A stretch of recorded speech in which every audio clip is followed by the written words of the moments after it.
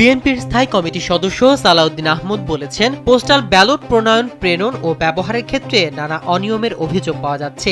এটি পুরো নির্বাচন প্রক্রিয়ার স্বচ্ছতা নিয়ে গুরুতর প্রশ্ন তৈরি করেছে। বৃহস্পতিবার রাজধানীর আগারগাঁওয়ে নির্বাচন ভবনের প্রধান নির্বাচন কমিশনার এএমএম নাসির উদ্দিনের সঙ্গে বৈঠক শেষে সাংবাদিকদের তিনি এসব কথা বলেন। সালাউদ্দিন আহমদ জানান, সামাজিক যোগাযোগ মাধ্যমে ছড়িয়ে পড়া ভিডিও ও ছবিতে দেখা যাচ্ছে কোনো কোনো বাসায় 200 থেকে 300টি ব্যালট পাওয়া যাচ্ছে, কোথাও ব্যালট জব্দ হয়েছে, আবার কোথাও ভোট গ্রহণ শুরু হয়ে গেছে বলেও অভিযোগ রয়েছে। এমনকি একজনের নামে পাঠানো ব্যালট অন্য কেউ গ্রহণ করার ঘটনাও সামনে এসেছে। তিনি আরো বলেন, প্রবাসীদের ভোটাধিকার প্রয়োগের এটি প্রথম উদ্যোগ হওয়ায় কিছু ভুল হতে পারে। তবে অভিযোগের ধরন দেখে একটি নির্দিষ্ট রাজনৈতিক দলের পক্ষে সুবিধা তৈরির চেষ্টা হয়েছে বলেও বিএনপির ধারণা। পোস্টাল ব্যালট পাঠানোর প্রক্রিয়া, স্ক্যানিং ব্যবস্থা এবং এক জায়গায় বিপুল পরিমাণ ব্যালট পাওয়ার দায় কার, এসব বিষয়ে নির্বাচন কমিশন ও পররাষ্ট্র মন্ত্রণালয়ের স্পষ্ট ব্যাখ্যা চেয়েছে বিএনপি। নির্বাচন কমিশন বিষয়গুলো বিবেচনার আশ্বাস দিয়েছে। আচরণবিধি ও ভোটার সহায়তা সংক্রান্ত প্রস্তাবগুলো দ্রুত বাস্তবায়নের দাবিও জানিয়েছে দলটি।